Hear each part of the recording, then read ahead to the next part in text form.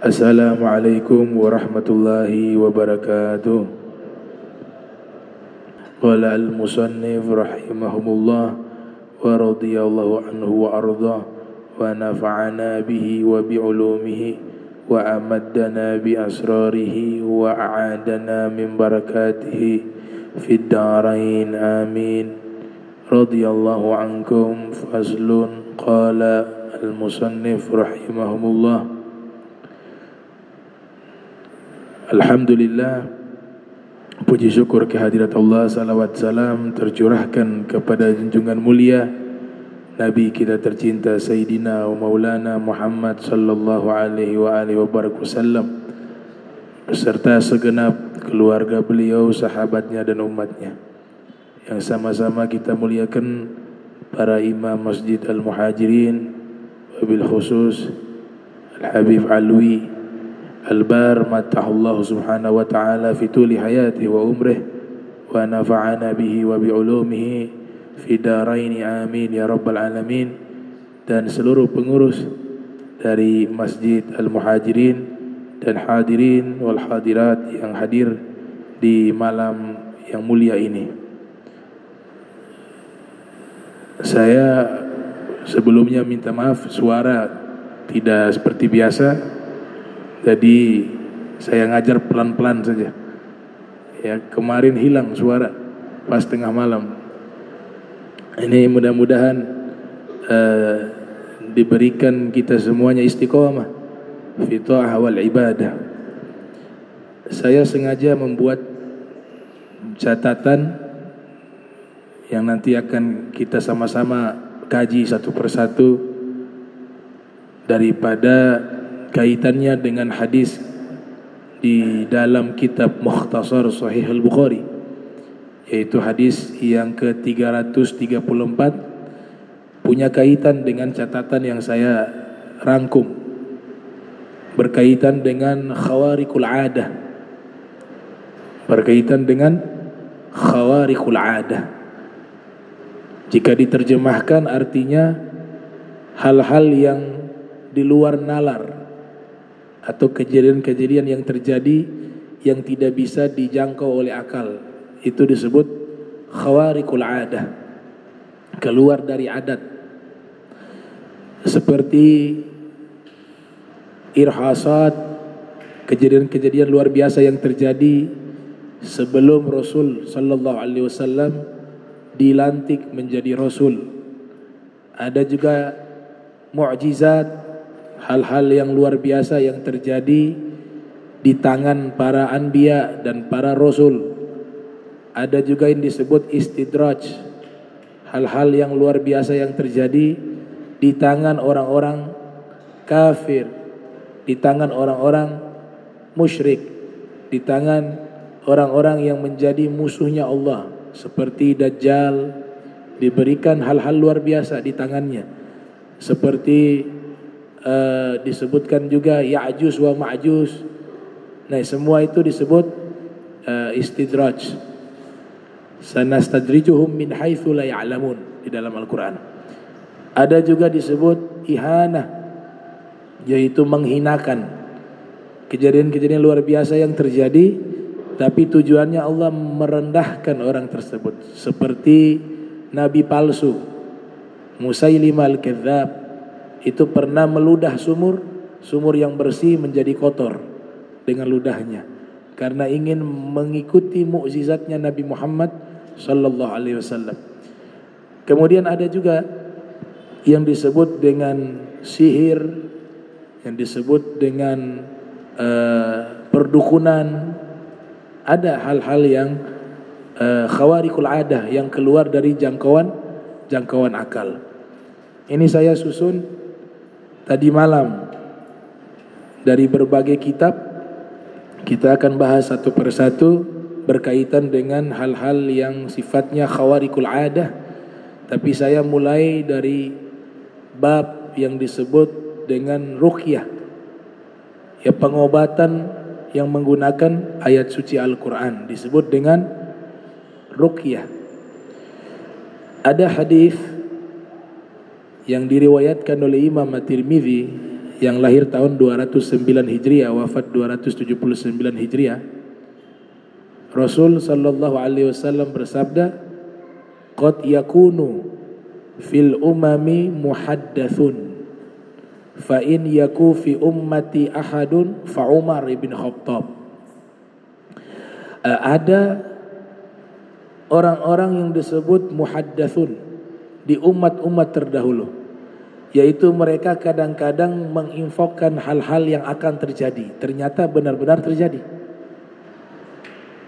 Itu bisa dikatakan seperti qawiyatul firasah, seorang mukmin yang diberikan kekuatan firasat. Inna fi dzalika la ayatin lil mutawassimin. Sesungguhnya ada tanda-tanda kebesaran Allah bagi mutawassimin. Apa itu mutawassimin?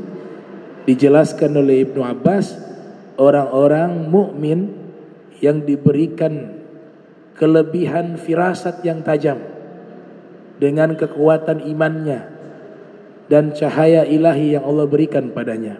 Itu disebut al-mutawassimin. Ini bukan ramalan, beda. Jadi ada juga masuk bab daripada firasat atau bab kasyaf.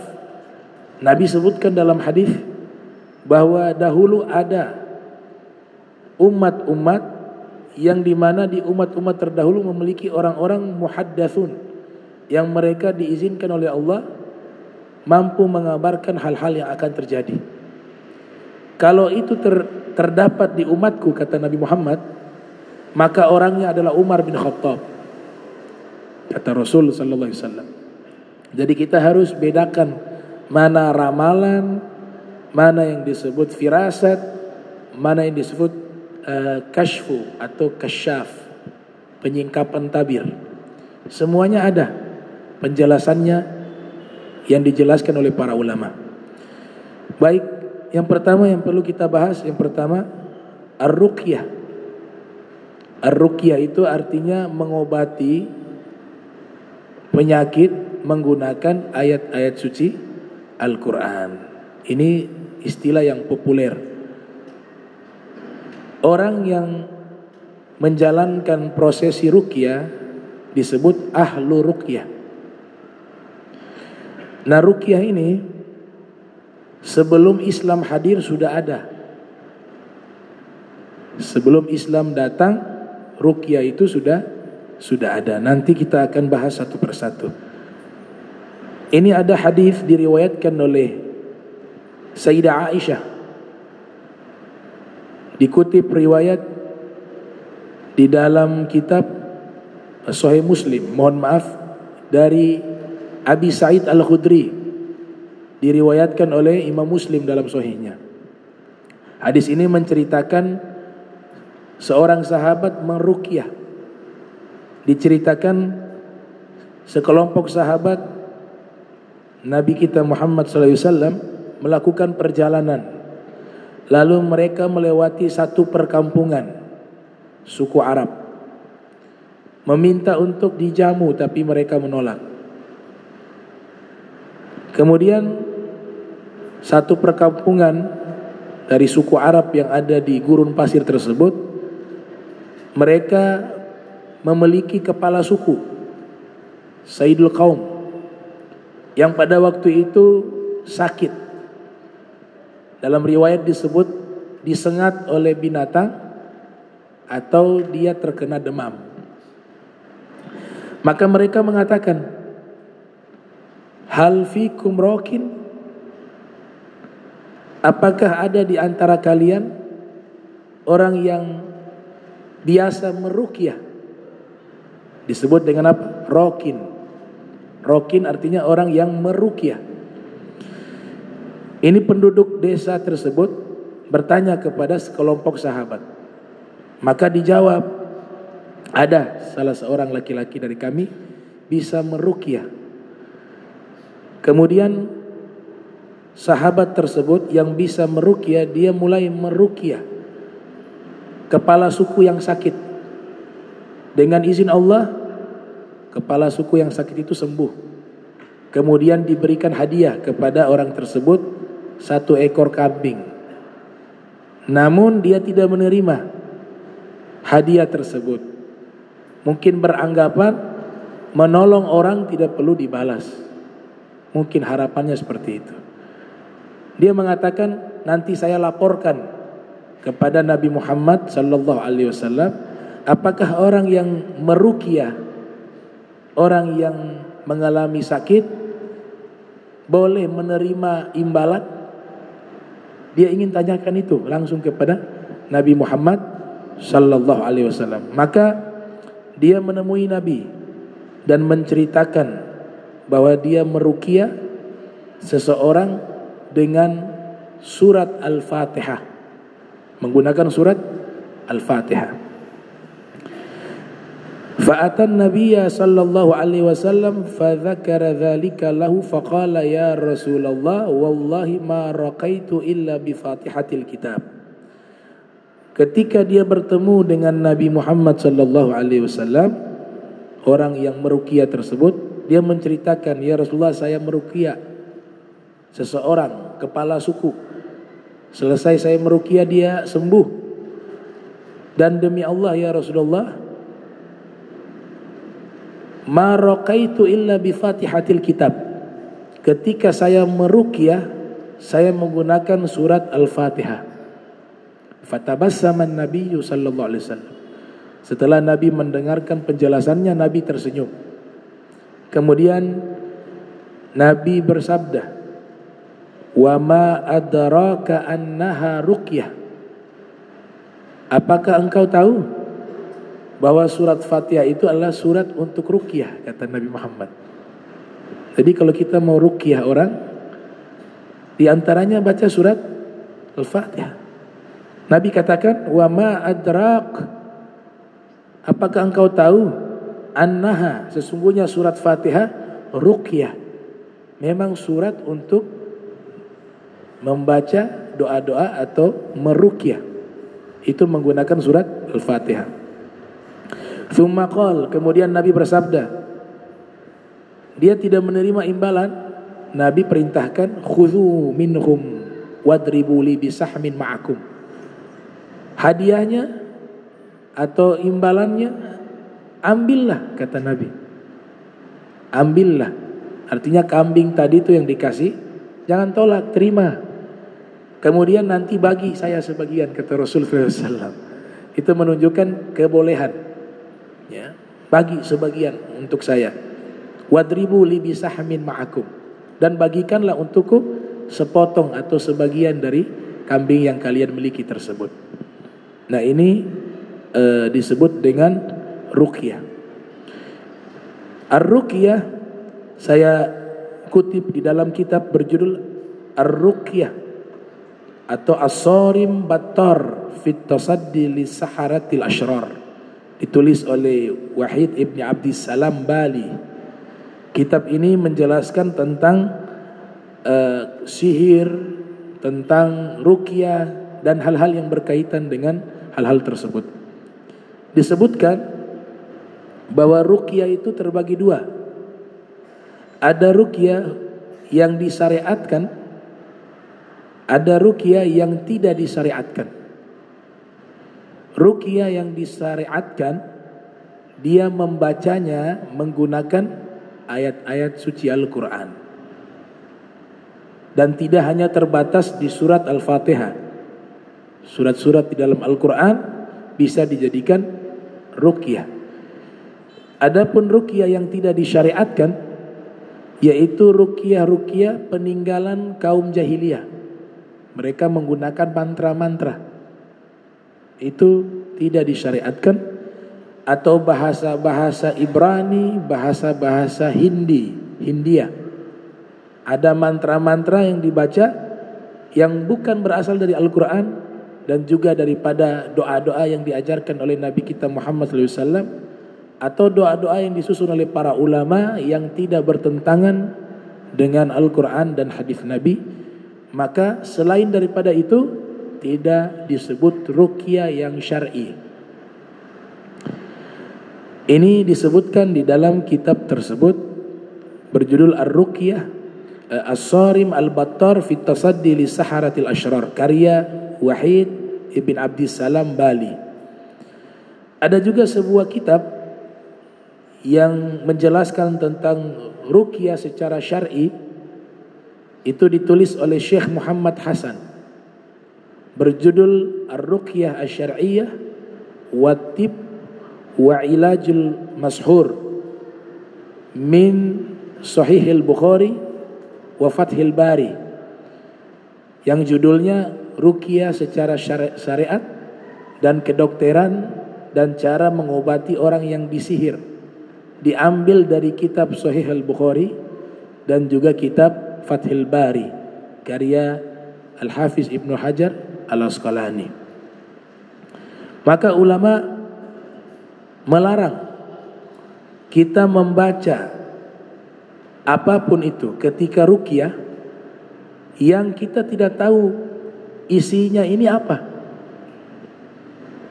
Itu dilarang oleh para ulama. Maksudnya ada orang misalnya kasih kita doa, kan doa itu tidak semuanya pakai bahasa Arab.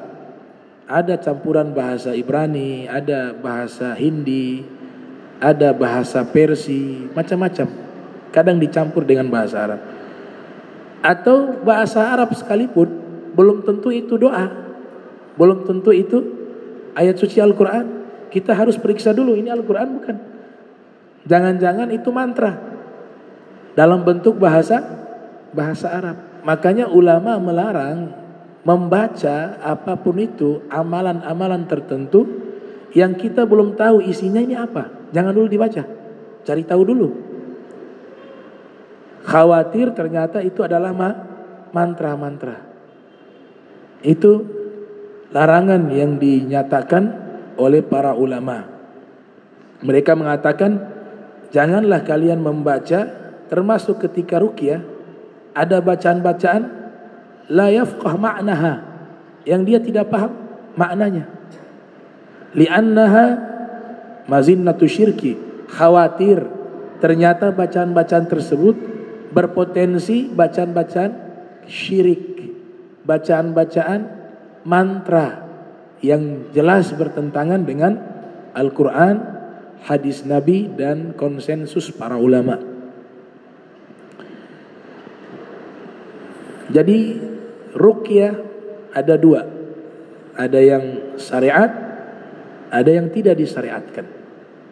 Salah satu riwayat dinukilkan oleh Abu Daud yang lahir tahun 202 Hijriah, wafat 275 Hijriah, di dalam sunannya ada seseorang ingin meruqyah.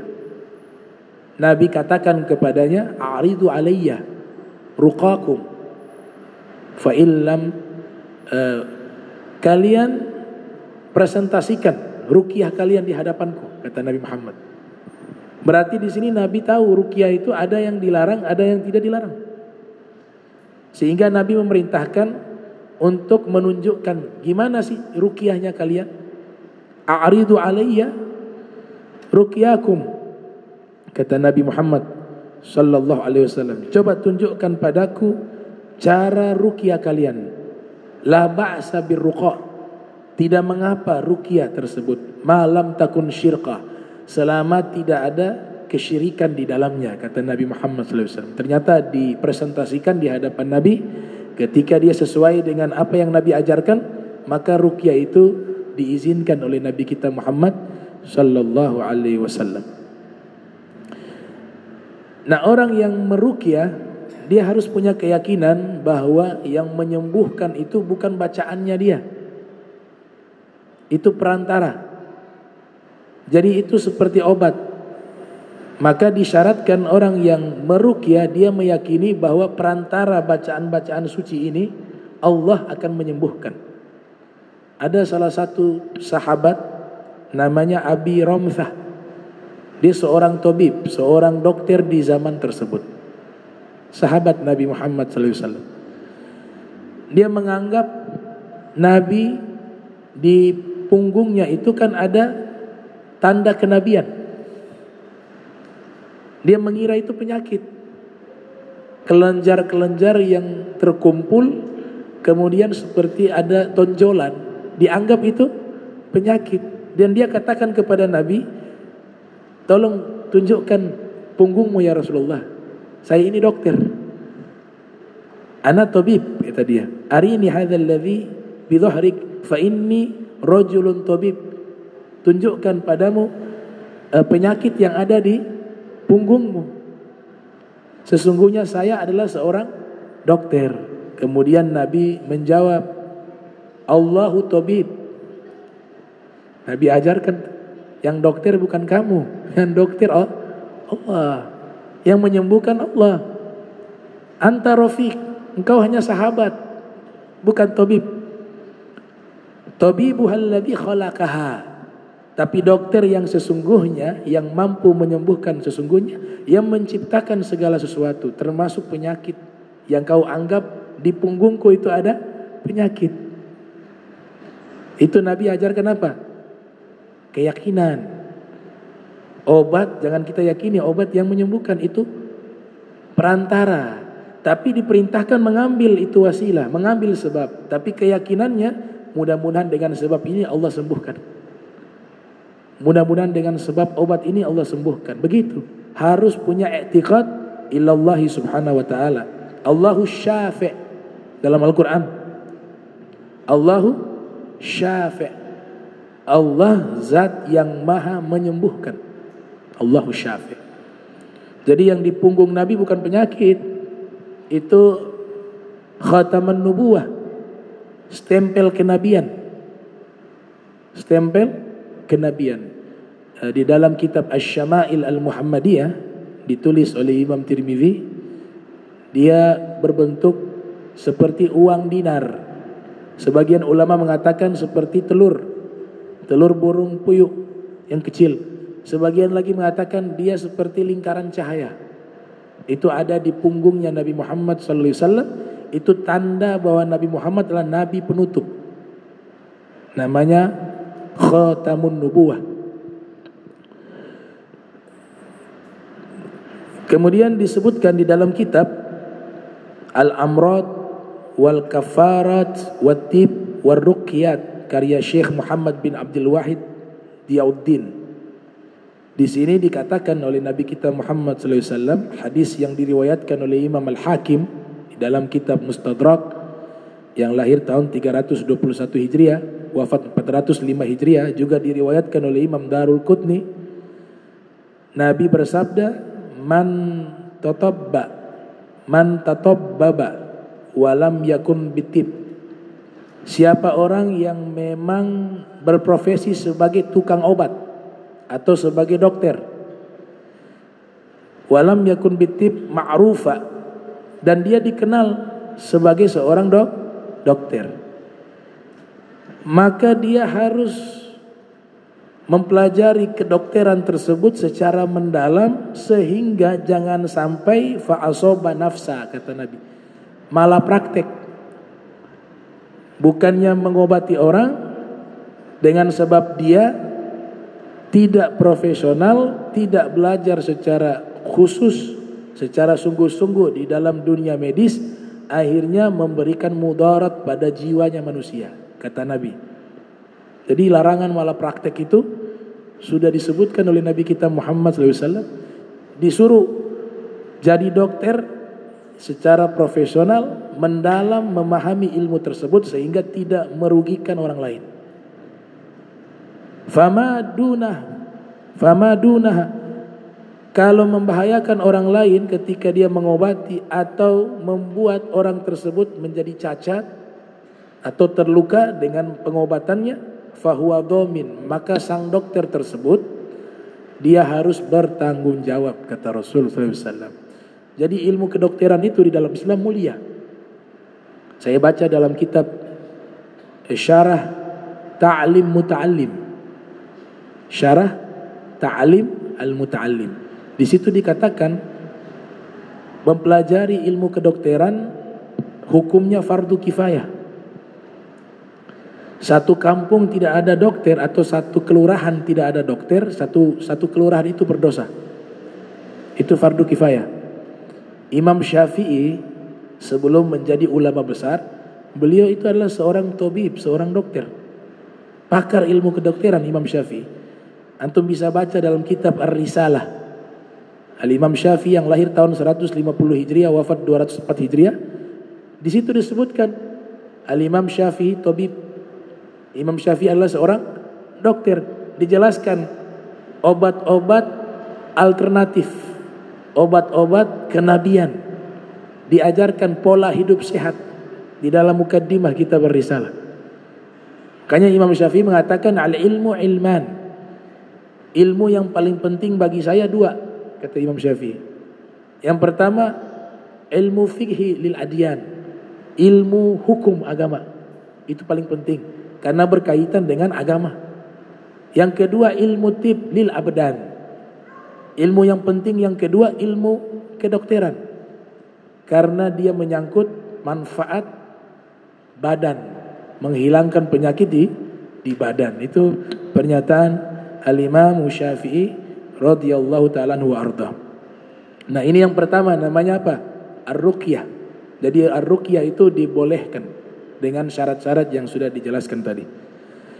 Yang kedua, namanya At-Tanjim, meramal. Nah, ini meramal, At-Tanjim. Orangnya disebut munajjim, astrolog. Biasa menggunakan zodiak. Itu juga masuk di dalam ilmu falak. Ada satu ilmu di dalam sejarah ilmu agama Islam, namanya ilmu falak. Ilmu falak ada yang haram, ada yang halal. Ilmu perbintangan itu ada yang halal, ada yang haram. Ini fatwa dari fuqaha. Di antaranya kami baca di kitab Nihayatuz Zain, karya Syekh Nawawi Al-Bantani. Ilmu perbintangan yang halal memprediksi turunnya hujan atau mencari arah kiblat, itu menggunakan ilmu falak. Salah satu ahli falak namanya Al-Biruni. Al-Biruni ahli falak. Di antara orang-orang yang ahli dalam ilmu falak, saking pakarnya mereka dengan ilmu falak, mereka tahu nih angin yang berhembus berasal dari mana. Dia mampir ke negara mana dulu, ini anginnya. Itu kalau sudah jadi pakar, ada yang sampai tahu arah angin nih sumbernya berasal dari mana. Daun ini jatuhnya kapan, ini bisa tahu. Itu bukan ramalan, itu menggunakan pendekatan ilmu. Nah, prediksi-prediksi seperti ini ulama membolehkan karena dia menggunakan bukti-bukti ilmiah. Kayak sekarang kan ada tuh badan yang khusus untuk memprediksi turunnya hujan, yaitu sama. Itu bagian dari ilmu falak dalam Islam. Namun ilmu falak yang haram yaitu memprediksi nasib. Memprediksi nasib, apalagi menggunakan zodiak. Begini ada gambar kalajengking, ada apa macam-macam, saya gak hafal tuh gambar-gambar itu. Kita gantungkan dengan itu nasib. Nah, itu yang diharamkan oleh ulama, memprediksi nasib.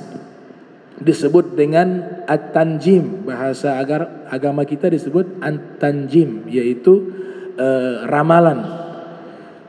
Ibnu Abbas meriwayatkan hadis ini, Rasulullah SAW bersabda, disebutkan di dalam Sunan Abi Daud yang lahir tahun 202 Hijriah, wafat 275 Hijriah. Juga disebutkan oleh Ibnu Majah di dalam sunannya yang lahir tahun 209 Hijriah, wafat 273 Hijriah. Juga disebutkan oleh Imam Ahmad di dalam Musnad yang lahir tahun 164 Hijriah, wafat 241 Hijriah. Rasul bersabda, "Man iktabasa syu'batan minan nujum, faqad iktabasa syu'batan minas sihri. Zada ma zada." Siapa yang belajar ilmu perbintangan, tadi itu ramal-ramal nasib.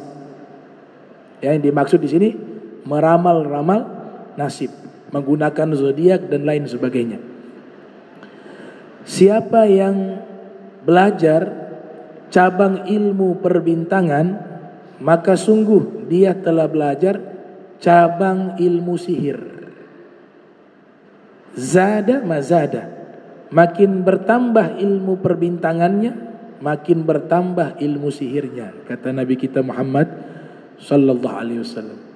Termasuk meramal itu sama, masuk ke dalam ini.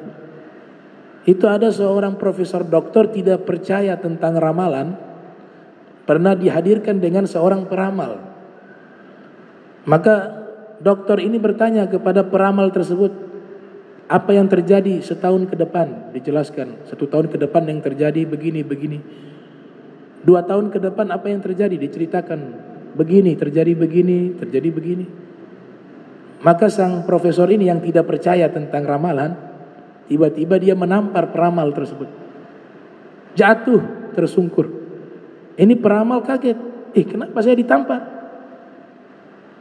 Maka ini profesor yang tidak percaya dengan ramalan, dia mengatakan, kan kamu bisa meramal kejadian 1 tahun yang lalu, 2 tahun yang lalu. Ini hanya beberapa detik ke depan, kamu gak bisa ramal. Saya mau tampar, kamu gak bisa tahu.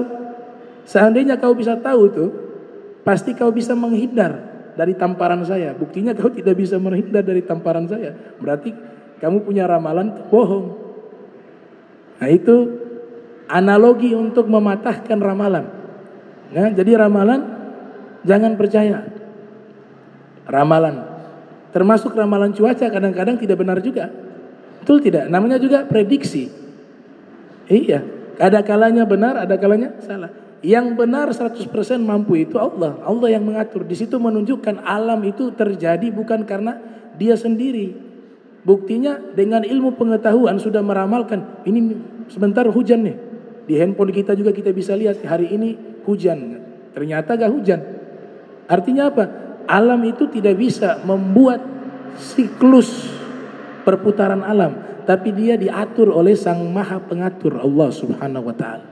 Itu. Makanya ini ditinggalkan tuh nonton di televisi, jangan percaya. Ya, bohong. Nah, sekarang mulai banyak terbongkar bohong semua. Ramalan-ramalan. Kalau kebetulan itu ya dia tebak-tebakan. Tebak-tebakan aja kebetulan benar. Itu ditampar gak bisa menghindar.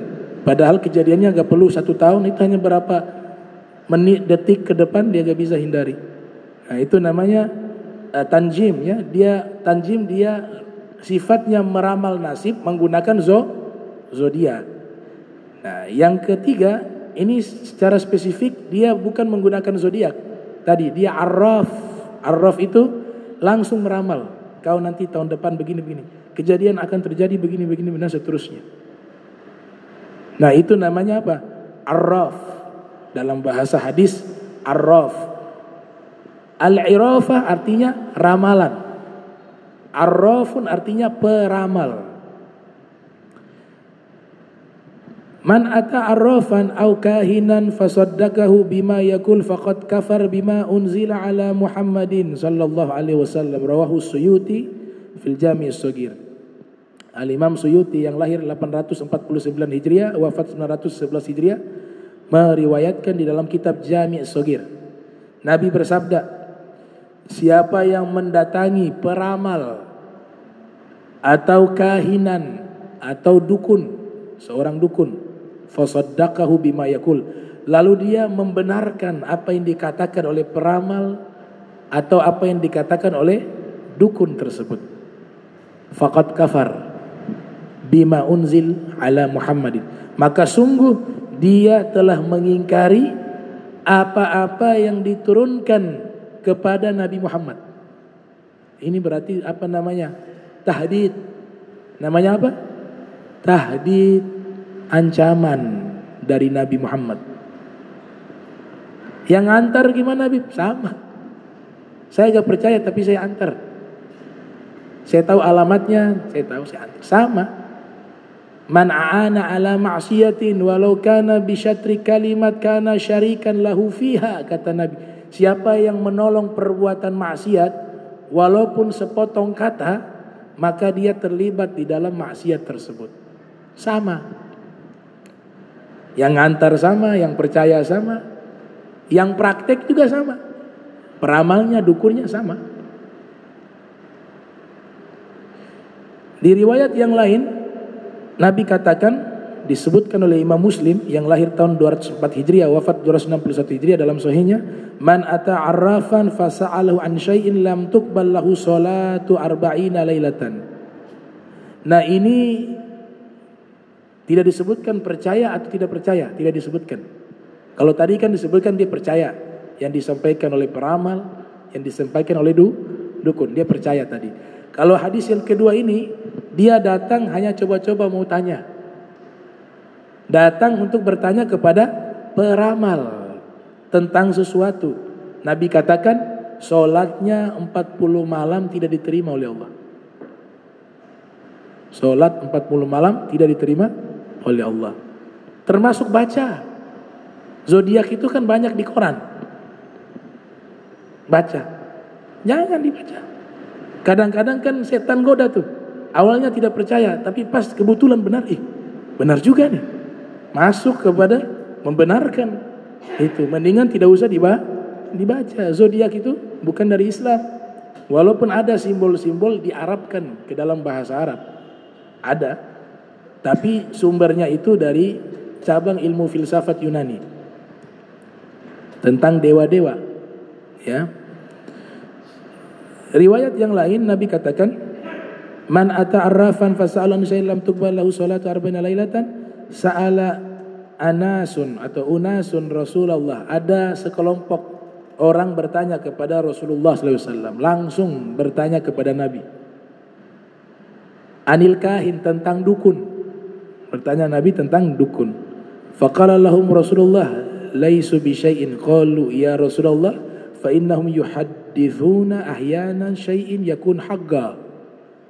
Jadi ada sekelompok orang bertanya kepada Nabi, ya Rasulullah, ini dukun kadang-kadang yang mereka bilang itu benar-benar terjadi.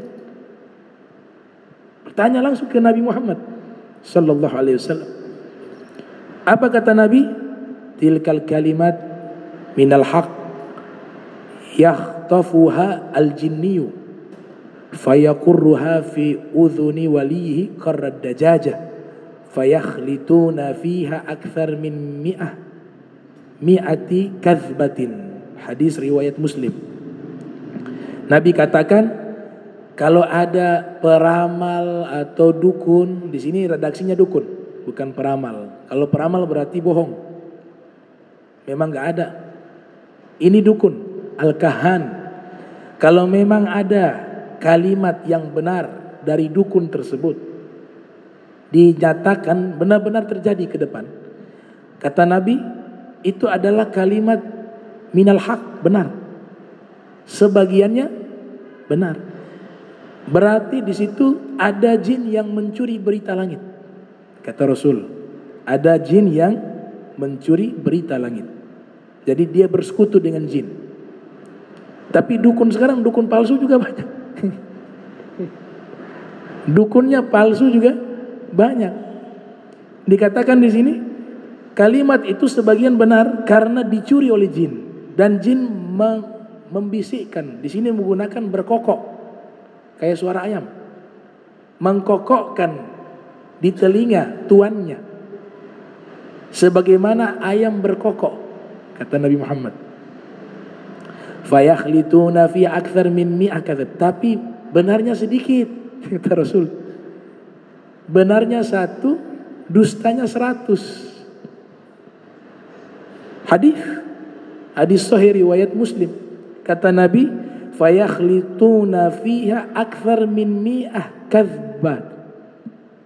Min mi'ah kadzbah. Namun ini jin dengan dukunnya, mereka sudah campur aduk itu berita tadi. Yang benarnya sedikit dicampur aduk dengan 100 kedustaan. Makanya ruqyah yang syar'i itu gak perlu ngobrol sama orang yang kemasukan jin. Tinggal di mana? Akan dia cerita bohong semua. Ngapain nih? Wawancara. Itu bukan cara yang syar'i. Ruqyah yang syar'i tidak ajak ngobrol jin. Karena Nabi katakan jin itu dusta. Yang dia kabarkan dusta. Makanya seringkali, saya ini muridnya ulama ini, saya ketemu Sayyidina Ali, saya ketemu Rasul langsung membaca Al-Quran di hadapan Rasul, kata orang kesurupan. Begitu. Gak perlu diajak wawancara. Lah isinya banyak bohong. Kita gak bisa bedakan mana yang benar, Nama siapa kadang-kadang bohong juga. Makanya ruqyah itu langsung dia baca doa, tak selesai, gak ada tuh ngobrol panjang lebar. Imam Mahdi kapan muncul? Diceritakan, oh bohong, nanti ini tahun 2000 sekian dia muncul. Dajjal nanti keluar di sini. Ya. Nabi sudah katakan 100 kedustaan. Bahkan bukan 100, akthar, lebih banyak dari 100 kedustaan. Itu berita dari bangsa jin. Jadi bagi tukang ruqyah, gak usah ngobrol-ngobrol sama orang kemasukan, langsung saja doa, baca itu ruqyah, doa, selesai sudah. Buang-buang waktu ngobrol sama orang yang makhluk yang berbohong. Nabi sudah katakan lebih dari 100 kedustaan. Kalau saya pribadi, dalam ilmu agama itu ada yang namanya nasikh wa mansukh. Awalnya ada satu hukum, kemudian hukum ini diganti dengan hukum yang baru. Karena Al-Quran turun tadrija, bertahap, tidak sekaligus. Seperti contoh, minuman keras. Awalnya itu sudah jadi tradisi yang sangat kuat di Jazirah Arab khususnya. Sehingga tidak langsung haram, pelan-pelan. Awalnya dia naik lagi makruh, puncaknya haram. Nah hukum yang lama itu wala taqrabus sholata wa antum sukara, itu ayat dibacakan atau ayat itu turun ketika khamar belum haram. Sehingga larangannya bukan larangan minum khamar, tapi jangan kalian dekati sholat ketika dalam keadaan mabuk. Artinya sebelum sholat boleh mabuk. Ternyata ayat ini turun sebelum diharamkannya khamar. Nah itu contoh namanya nasikh wa mansukh. Nasikh hukum baru, mansukh hukum lama yang dihapus. Ada satu surat jin, dengan jelas Allah nyatakan, dengan jelas Allah nyatakan. Ini surat jin, surat jin ayat berapa nih? Ayat 9. Wa anna kunna naq'adu minha maqa'ida lisam'i famay yastami' al-ana yajid lahu shihaban rosada. Saya terjemahkan artinya, bangsa jin berkata, wa anna kunna, kami dulu. Itu diterjemahkan kata kunna begitu. Kami pada waktu dulu bisa duduk di langit, di tempat-tempat duduk untuk mendengarkan berita langit. Al-ana, sekarang, berarti di zaman siapa? Di zaman Nabi Muhammad sallallahu alaihi wasallam. Al-ana, sekarang, yajid lahu shihaban rosada.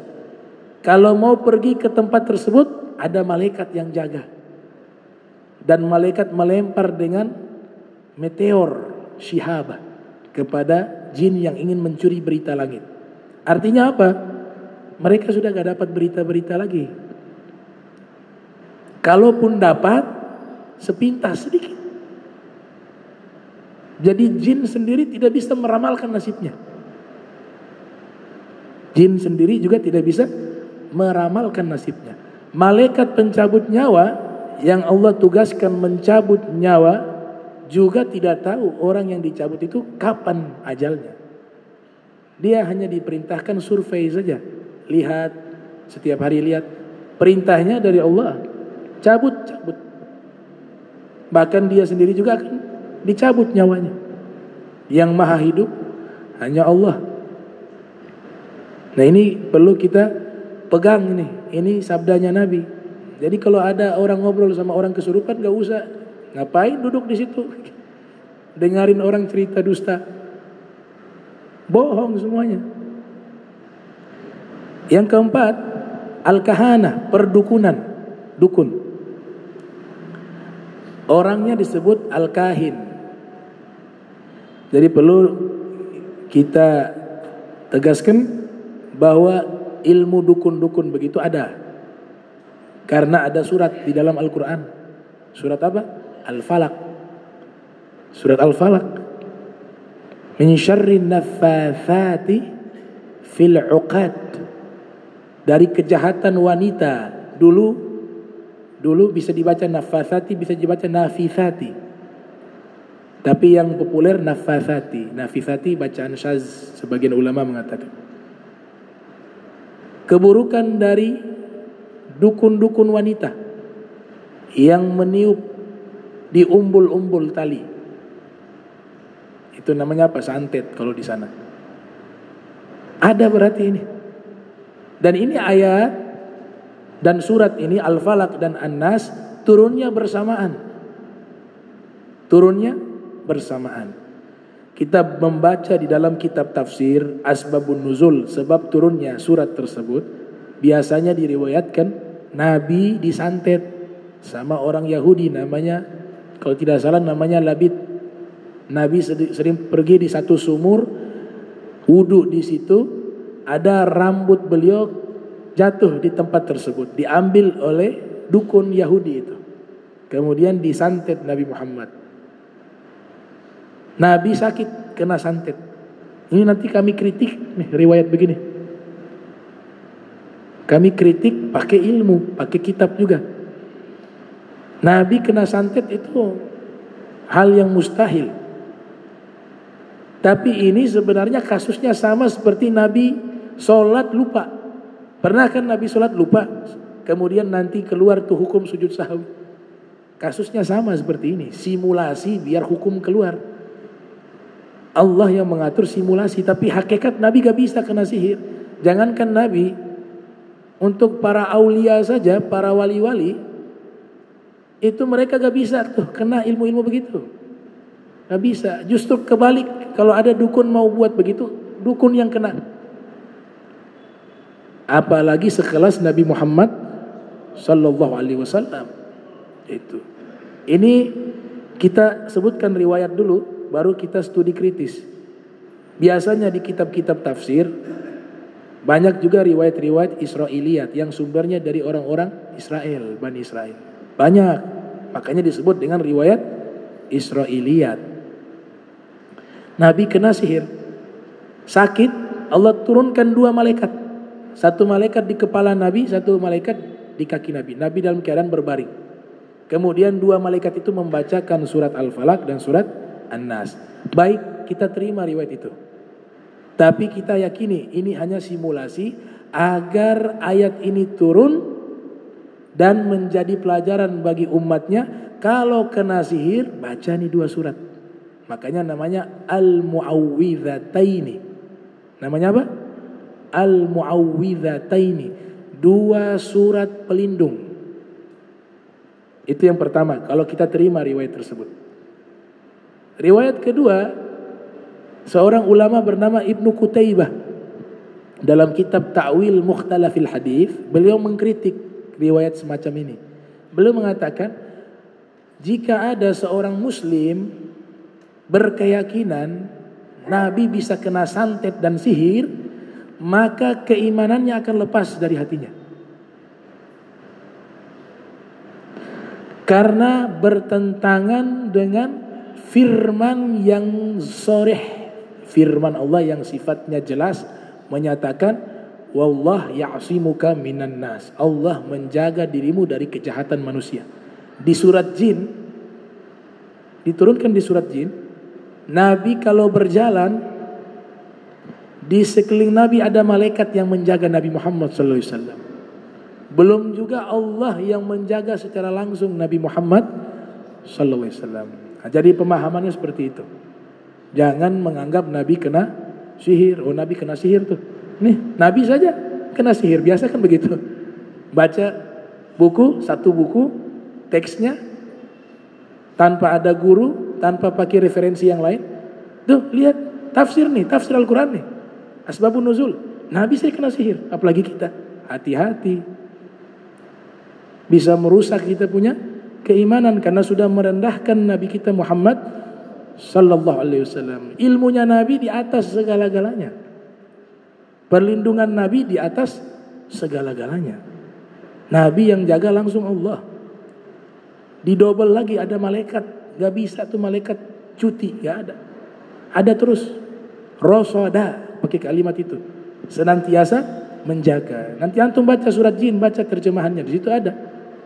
Bahwa Rasulullah berjalan kemana-mana ada malaikat yang melindungi Nabi Muhammad sallallahu alaihi wasallam. Baik. Yang kelima, as-sihru disebut dengan sihir. Sihir orangnya disebut dengan as-sahir. Kalau pesulap namanya musa'widhun, pesulap. Kalau pesulap itu dia tidak pakai ilmu, dia pakai trik tipuan. Tapi kalau sahir, tukang sihir, kalau tukang sihir yang asli ya, karena sekarang semuanya ada KW-nya. Tukang sihir palsu, tukang sihir asli. Ulama asli, ulama palsu juga ada. Dukun asli, dukun palsu. Sekarang zamannya. Nah, 4 mazhab kita menggunakan tinjauan fikih. 4 mazhab, mazhab Hanafi, mazhab Maliki, mazhab Syafi'i, mazhab Hambali. Mereka berfatwa bahwa ilmu sihir itu ada dan nyata, bukan tipuan. Ada dan nyata menurut 4 mazhab. Tapi tetap ada ulama yang mengkritik karena sihir yang diceritakan di dalam peristiwa Nabi Musa dengan tukang sihir kan ternyata pakai trik, bukan asli. Dilempar tongkat, ternyata itu diceritakan dalam tafsir tukang-tukang sihirnya Fir'aun ketika menghadapi Nabi Musa, mereka melempar tongkat, tongkat berubah jadi ular. Ternyata itu tongkat dijelaskan dalam tafsir Baydawi dan tafsir-tafsir lainnya. Tongkatnya itu di dalam ada ular, makanya ularnya kecil. Jadi dilempar begitu, tongkatnya itu seperti zaman sekarang ada tombolnya, dia bisa jadi kecil. Sehingga kelihatan seakan-akan tongkat berubah jadi ular. Makanya di dalam Al-Quran disebutkan ularnya kecil. Tapi Nabi Musa melempar tongkatnya ular besar. Mereka kaget, dia sembunyikan di mana itu ular. Tongkatnya kecil, ularnya besar. Ditelan semua ular itu. Ketika ditelan, wah ini asli. Karena mukjizat. Mukjizat gak ada namanya trik. Mukjizat asli. Nabi belah bulan, benar-benar bulan terbelah. Sekarang dibuktikan dengan ilmu astronomi, ada bekas belahan bulan.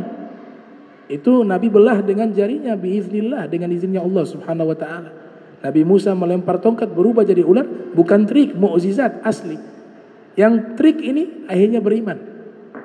Tukang sihir ini beriman karena mereka lihat, wah ini asli.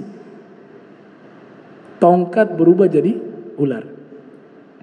Kaum Mu'tazilah yang tidak percaya sihir itu ada, mereka mengatakan sihir itu juga trik. Gak ada yang namanya sihir. Buktinya Allah menceritakan di dalam Al-Quran tukang sihir Fir'aun, padahal itu zamannya zaman sihir. Para nabi dikirim, diutus sesuai dengan zamannya. Nabi Muhammad diutus, mukjizat tertingginya Al-Quran. Kenapa? Karena zaman itu zaman sastra, bahasa Arab, puisi, prosa berkembang pesat. Makanya dikalahkan prosa-prosa mereka, puisi-puisi mereka dengan balaghahnya Al-Quran. Nabi Isa diutus kepada kaumnya ahli di dalam mengobati. Karena zaman itu banyaknya tabib, dokter-dokter. Nabi Musa dikirim kepada kaumnya dengan sihir. Mukjizatnya menghantam sihir karena banyak penyihir di zaman tersebut. Jadi ada 2 pendapat. Pendapat pertama mengatakan sihir itu trik, pendapat kedua sihir itu ada. Ini yang perlu digarisbawahi. Ada ayat Allah Ta'ala berfirman di surat Al-Baqarah ayat 102. Wattaba'u ma tatlu syayatinu ala mulki Sulaimana wa ma kafara Sulaimanu walakinna syayatina kafaru yu'allimuna an-nasa sihra wa ma unzila 'alal malakain bi Babila Haruta wa Maruta wa ma yu'allimani min ahadin hatta yaqula innama nahnu fitnatun fala takfur. Ayat ini menceritakan awal mula ilmu sihir diajarkan. Di mana? Di Babilonia. Di Babilonia, di Irak. Ikutilah apa yang syaitan bacakan. Para syaitan bacakan kepada kerajaan Sulaiman. Jadi ada kelompok yang mereka profesinya sebagai tukang sihir melawan Nabi Sulaiman di zaman itu. Wa ma kafara Sulaimanu walakinna syayatina kafaru. Dan tidaklah Sulaiman itu kafir. Ya jelas Nabi. Akan tetapi setan-setan itulah mereka adalah makhluk yang kafir. Poin pertama, ilmu sihir berasal dari mana? Syayatin, dari setan. Yu'allimuna an-nasa sihra, mereka yang mengajarkan manusia ilmu sihir. Apa-apa yang diturunkan kepada dua malaikat di Babilonia, di Babila, yaitu Harut dan Marut, dan tidaklah keduanya daripada mereka mengajarkan, melainkan mengatakan sesungguhnya kami adalah fitnah, maka jangan kamu menjadi kufur atau kamu ingkar. Yang perlu saya garis bawahi di sini, ada riwayat Israiliyat menyatakan bahwa yang mengajarkan sihir dua malaikat yang namanya Harut dan Marut. Saya termasuk orang yang mengikuti pendapat bahwa Harut dan Marut bukan malaikat, tapi Harut dan Marut adalah syaitan. Coba perhatikan ayatnya. Syaitan yang mengajarkan ilmu sihir, bukan malaikat. Sehingga kalau kita ingin mendalam dalam tafsir Qurtubi, di situ Imam Qurtubi menjelaskan secara letterlek, secara bahasa, bahwa yang dimaksudkan di ayat tersebut yang mengajarkan sihir bukan malakain, bukan dua malaikat, tapi asyayatin, setan-setan. Maka dibantah oleh ulama hadis bernama As-Sayyid Abdullah bin Muhammad bin Siddiq Al-Gomari dalam kitabnya Risalatu Harut wa Marut. Beliau mengatakan Harut Marut adalah syaitan, bukan malaikat, karena malaikat tidak pernah mengajarkan kejahatan. Malaikat tidak pernah mengajarkan kejahatan, keburukan, tidak pernah. Malaikat tugasnya jelas, yaf'aluna ma yu'marun. Mereka total melaksanakan seluruh perintah Allah. Sedangkan ilmu sihir dilarang oleh Allah untuk belajar. Bagaimana mungkin malaikat yang Allah nyatakan mereka total, pakai fi'il mudhari, yaf'aluna istimrari, senantiasa mereka selalu taat kepada Allah, gak pernah terputus, senantiasa, terus menerus. Allah larang ilmu sihir, berarti dia melanggar perintah Allah. Ini kontradiksi. Tidak ada malaikat yang melanggar perintah Allah karena mengajarkan sihir larangan dari Allah. Ulama sepakat mempelajari ilmu sihir, ilmu tadi perbintangan yang ramal-ramal nasib, ilmu perdukunan, kesepakatan hukumnya haram. Salah satu ulama ahli sunnah, Fakhruddin Ar-Razi, mengatakan hukumnya boleh. Itu sebenarnya untuk mengungkap bahwa ilmu ini ciri-cirinya seperti ini, sehingga bisa dibedakan dengan keramat para wali. Nama kitabnya As-Sirrul Maknun. Sehingga dikatakan oleh seorang ulama, Fakhruddin Ar-Razi telah murtad karena mengajarkan sihir kepada umat. Padahal beliau tidak mengajarkan sihir, beliau ingin menyampaikan, inilah bedanya sihir dan keramat. Kalau sihir kalian bisa baca di kitabku, ini ciri-cirinya sihir, sehingga orang tidak bisa tertipu yang mana sihir, yang mana keramat para aulia. Kemudian di sini ada kisah, ada seorang ulama, dia bernama Abu Ja'far An-Nahas, ahli nahu di Mesir. Beliau ini meninggal dunia karena sebab dituduh sebagai penyihir. Padahal beliau ini seorang sastrawan, seorang ahli bahasa Arab. Jadi ceritanya beliau ini lagi duduk di Sungai Nil. Riwayat yang lain menyebutkan Sungai Nil. Duduk di Sungai Nil, menulis prosa atau puisi. Kemudian beliau baca. Ada sekelompok orang lewat. Mereka lihat dia sedang membaca-baca itu puisi. Mereka pikirnya lagi baca mantra. Wah, dia lagi santet Sungai Nil. Biar Sungai Nil ini kekeringan, harga jadi mahal barang-barang karena semua butuh dengan air. Ditendanglah beliau, jatuh ke dalam sungai, meninggal. Gak ada riwayat yang menyatakan ditemukan setelah itu. Padahal ulama besar ahli nahu. Karena di zaman itu sedang maraknya para tukang sihir, sehingga beliau dituduh sebagai tukang sihir. Ada ulama yang namanya Abu Zakaria Muhyiddin Ad-Dimishqi. Ini dia berbeda dengan ulama tadi. Julukannya Ibnu Nahas. Ibnu Nahas dengan An-Nahas, ulama yang berbeda. Nah, terakhir yang ingin saya sampaikan, ada beberapa kitab disebutkan di sini, kitabnya Imam Ghazali Al-Awfaq. Itu dia menggunakan beberapa ayat Al-Quran, kemudian beliau bisa menghitung dan seterusnya. Kalau amalkan ini dapat fawaid ini, dapat fadilah ini, dan seterusnya. Nah, perlu diketahui hukum ini, mempelajari ilmu namanya ilmu wafaq. Ibnu Hajar Al-Haytami mengatakan ilmu ini bisa jadi halal, bisa jadi haram. Kalau dia halal, caranya benar. Caranya benar. Baca ayat Al-Quran, tulis ayat Al-Quran di kertas, digulung, dilipat, dijadikan ajimat.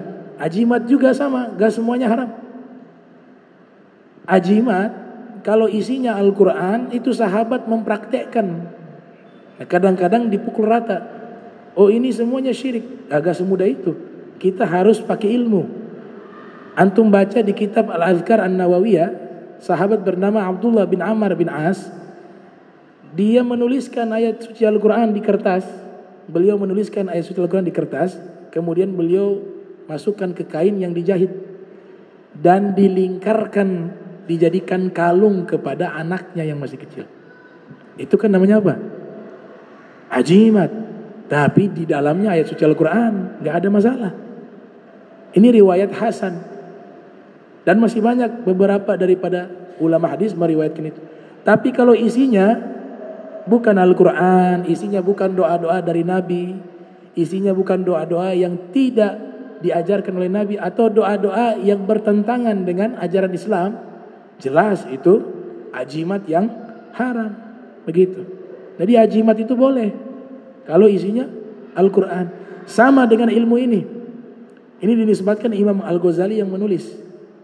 Antum kalau baca standarnya gampang. Kalau ada riwayat yang menyalahi syariat, pasti bukan dari Imam Ghazali. Kitab ini kan ada yang disebut tajwir. Sudah banyak dipalsukan. Kitab sudah banyak dipalsukan. Ada sejak zaman dulu oknum-oknum ingin merusak ulama tertentu. Dia mengambil karya ulama tersebut, dia rubah. Dia memfitnah. Salah satu ulama yang pernah mengalami, dan beliau masih hidup, apalagi sekarang Imam Ghazali sudah wafat. Ini ulamanya masih hidup. Namanya Syekh Abdul Wahab Sya'rani. Menulis kitab namanya Al-Bahrul Mawrud. Nama kitabnya Al-Bahru Al-Mawrud, kalau tidak salah judulnya itu. Beliau masih hidup, itu kitab ditulis, disebarkan di perpustakaan, di pasar-pasar. Zaman dulu kan masih nasikh menulis kitab berupa tulisan, mereka tulis kembali. Muridnya datang ke toko kitab, beli kitab gurunya, dibaca dari awal sampai akhir bertentangan dengan syariat. Ini guru saya tidak mungkin mengarang seperti ini. Dibawa kitab itu langsung ke pengarangnya, Syekh Abdul Wahab Asy-Sya'rani. Ditunjukkan, wahai guru, mohon maaf, ini kitabnya antum. Gurunya lihat, iya benar kitab saya yang menulis kitab ini. Coba antum baca, isinya apa. Maka sang guru membaca. Beliau mengatakan apa? Ini bukan tulisan saya.